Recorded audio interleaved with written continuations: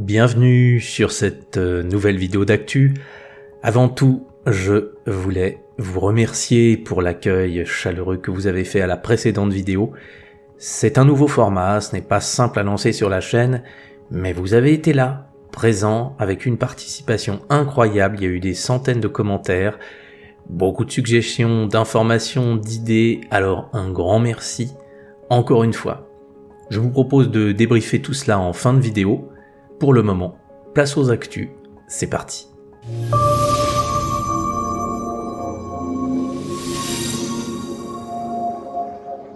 Pour commencer, une actualité en provenance du Cameroun, où une église a été brûlée par des hommes armés inconnus.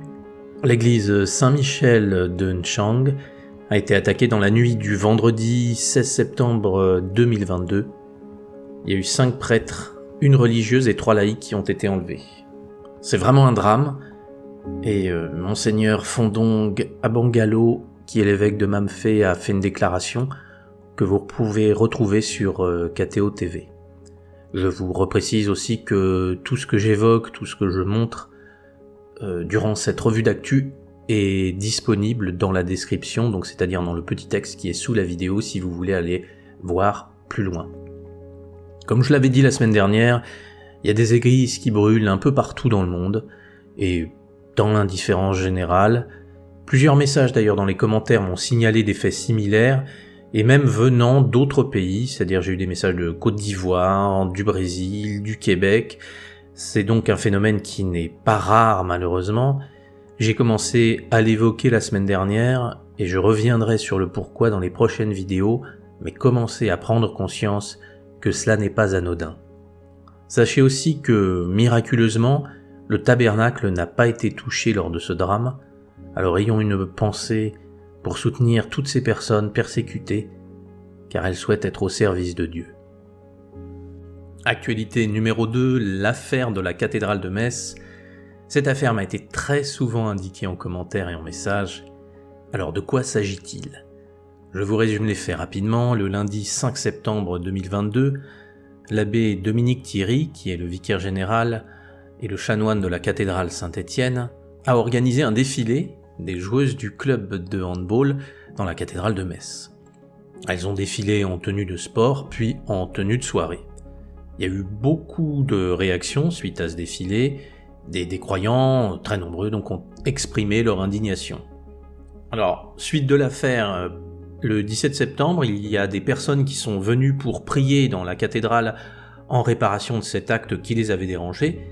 Ce sont des membres du parti politique Civitas, et le chanoine Dominique Thierry a fait intervenir les forces de l'ordre pour faire sortir le groupe de personnes.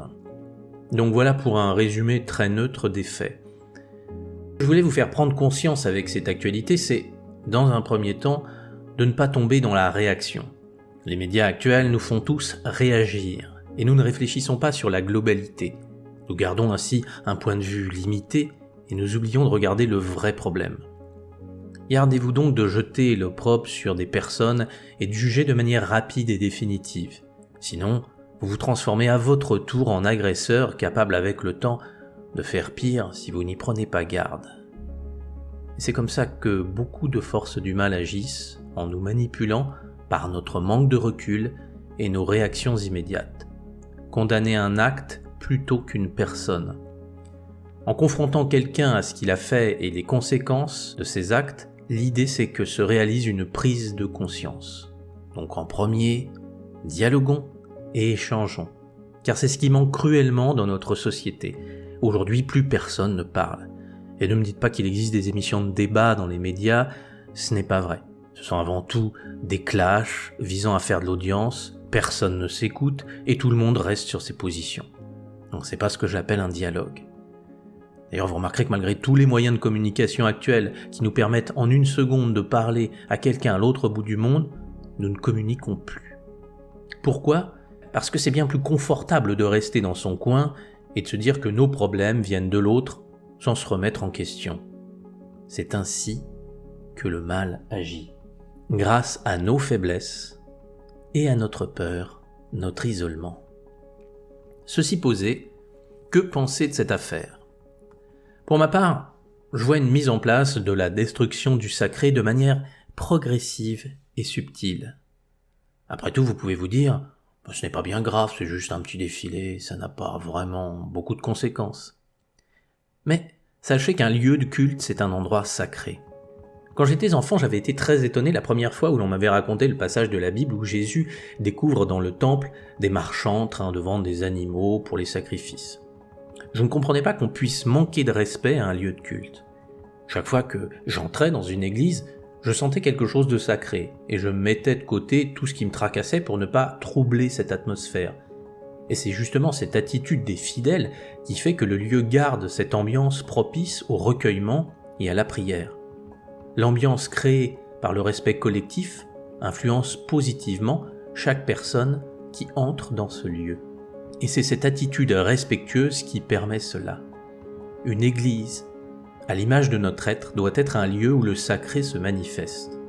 Donc organiser un défilé, même s'il n'avait rien de choquant, n'est pas là quelque chose qui va venir soutenir notre évolution. Et tout comme les églises qui brûlent, cette attitude générale pour faire disparaître le sacré est aussi organisée. Parce que sachez quand même que la ville de Metz est une grande ville. Aujourd'hui, vous pouvez trouver des salles communales, des salles des fêtes dans quasiment toutes les villes de France. J'ai de la famille, moi, dans un petit village d'à peine 300 habitants et ils ont quand même une salle des fêtes. Donc ne me dites pas qu'il n'y avait pas d'autre lieu à trouver qu'une cathédrale pour faire un défilé. Ce que je vais vous dire là maintenant, c'est qu'une supposition. L'abbé Thierry n'a certainement pas pensé à mal. Mais alors, pourquoi a-t-il fait cela ? Bien, il a pensé à ses intérêts avant ceux de Dieu. Il a peut-être simplement pensé à sa carrière.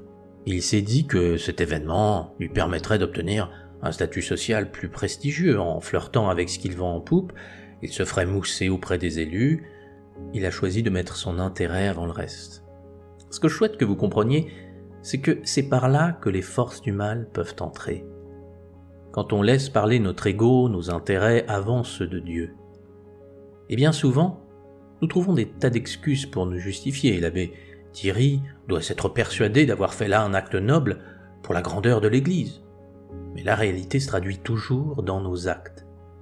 Car pour accueillir les élus et l'équipe de handball, il clame haut et fort que l'Église est ouverte à tous, mais quand ce sont des personnes qui ne lui plaisent pas, il les fait chasser par la police.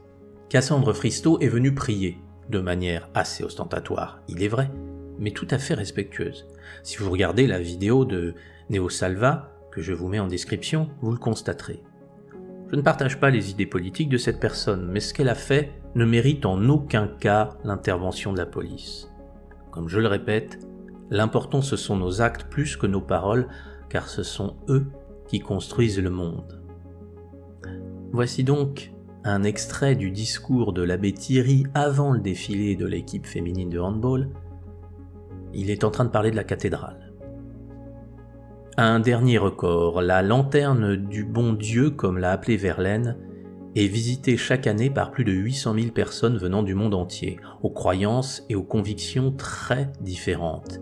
Ici, les portes sont ouvertes tous les jours de l'année, sans exception, et à tous, inconditionnellement. C'est notre fierté à nous, l'Église catholique, d'accueillir vraiment tout le monde. Donc mes amis, vous êtes ici chez vous, qui que vous soyez.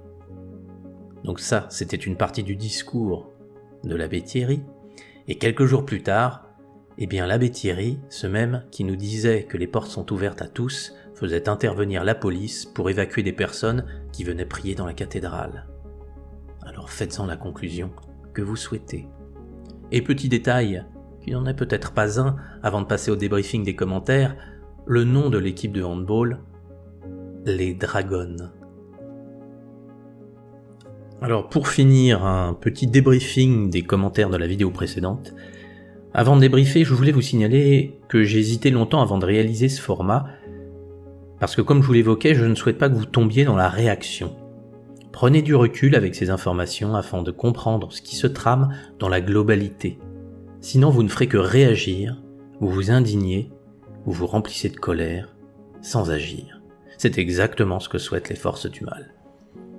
Déjà, je me répète, mais merci d'avoir participé si activement à la première vidéo. Ça fait plaisir parce que les commentaires étaient riches et constructifs. Comme vous vous en doutez, je peux pas commenter tout ce qui a été dit, sinon la vidéo ferait des heures. Mais j'ai lu tout ce que vous avez envoyé. Même s'il y a des thématiques que je n'aborde pas dans cette vidéo, ne vous offusquez pas, vos messages seront très utiles pour d'autres vidéos. En premier lieu, je voulais vous parler de la censure inhabituelle que j'ai eue. Habituellement, YouTube censure les commentaires avec des insultes et il les met dans un espace où je dois choisir de les valider manuellement ou de les supprimer. Mais en général, il y en a très peu. Mais cette fois, la liste était très longue pour des raisons assez obscures. Beaucoup de personnes qui parlaient par exemple de la franc-maçonnerie étaient censurées, des commentaires tout à fait positifs ont aussi été censurés, donc grand mystère. Je suis donc peut-être passé à côté de certains de vos commentaires de manière bien involontaire. Ne m'en tenez pas rigueur, ce n'est pas de mon fait. Sachez que YouTube supprime aussi très souvent les messages qui contiennent des liens. Je dis très souvent mais pas toujours, et je ne sais pas pourquoi et quels critères sont utilisés. Par exemple, l'arnaqueur qui usurpe mon identité en toute tranquillité n'est jamais censuré, alors qu'une personne qui envoie un lien très intéressant l'est. Je vous déconseille l'ajout de liens de peur de ne pas voir vos commentaires. Sinon, il y a eu beaucoup de messages qui invitaient à la prière, et c'est important de le rappeler, la prière peut vraiment faire la différence. Bien entendu, une prière sincère et intense, plutôt qu'une répétée mécaniquement afin de se donner bonne conscience. Des personnes ont également évoqué la fête de Saint-Michel, le 29 septembre, et invité à réciter le rosaire du 29 septembre au 7 octobre. À propos de Saint-Michel, je vous invite à regarder la vidéo qui va sortir samedi prochain, elle abordera une prière très importante à son sujet.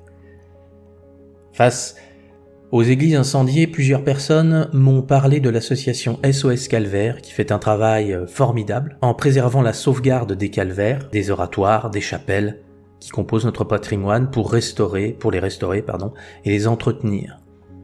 Donc comme toujours, il faut garder espoir car la semaine dernière vous avez découvert une association laïque qui vise à détruire la foi, eh bien sachez qu'il existe des associations qui la préservent. Je vous laisse le lien de leur site en description et j'applaudis leur travail. Toujours pour faire suite aux lieux de culte profanés, n'hésitez pas à m'envoyer des informations à ce sujet. Si quelque chose est arrivé près de chez vous et que personne n'en parle, j'en ferai le relais. Beaucoup m'ont parlé de pétitions et de manifestations.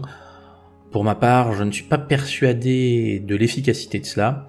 En effet, bien souvent, les pétitions et les manifestations, ça sert avant tout à calmer notre conscience et nous donner l'illusion d'agir. Les gouvernements et la justice se fichent des manifestations et encore plus des pétitions. Un exemple assez emblématique, les manifestations lors de la loi contre le mariage pour tous. Il y a eu des millions de Français qui sont descendus dans la rue. Il n'y a jamais eu autant de monde depuis des décennies, même lors des plus grandes grèves. Et qu'est-ce qui s'est passé avec cette immense manifestation ? Rien du tout. Alors vous vous dites sûrement, alors on ne peut rien faire. Bien sûr que si. On peut toujours agir. Mais sachez bien une chose, le diable ne se présente jamais avec des cornes et une fourche. Il agit au travers des hommes. Comme le disait un commentaire, il s'habille en Prada. Ou comme il est dit dans la Bible, il se déguise en ange de lumière. Qu'est-ce que ça signifie ? Eh bien, c'est que les forces du mal ne viendront jamais sonner à votre porte en vous disant que vous devez faire le mal. Elles se déguiseront pour vous persuader que vous agissez pour Dieu. Elles vous inciteront à calomnier quelqu'un, car c'est un ennemi de l'Église. Elles vous inciteront à vous laisser envahir par la haine, sous prétexte que c'est pour la défense du bien, etc., etc. Mais en réalité, vous ne ferez que servir le mal, qui se réjouira de vous voir avec une si bonne conscience, vous permettant ainsi de ne jamais le soupçonner d'agir en coulisses. Si aucun homme ne sert le diable, il est impuissant. D'où l'importance du travail à faire sur soi. Mais ce ne sont pas des idées que vous trouverez dans les médias. On vous incitera au contraire à ne rien faire, à attendre. Attendre que quelqu'un agisse à votre place, car vous n'y pouvez rien. Ce genre d'idée fait plus de dégâts que tout au monde. Je vais arrêter là, afin que la vidéo ne soit pas indigeste. Comme je vous l'ai dit, même si je n'ai pas parlé de toutes les idées suggérées dans les commentaires, je m'en servirai pour des prochaines revues d'actualité. N'hésitez donc pas à vous abonner à la chaîne pour être informé des dernières sorties. C'est bien sûr gratuit, c'est une façon de me soutenir. Rendez-vous samedi pour une vidéo porteuse d'espoir qui vous parlera de la vision du pape Léon XIII et de la prière toute puissante qu'il a écrite suite à cela. Car oui, même si vous pouvez vous sentir impuissant et frustré, sachez que vous êtes capable de faire des choses extraordinaires. Dieu a mis en chacun de nous des possibilités infinies. Je vous souhaite le meilleur.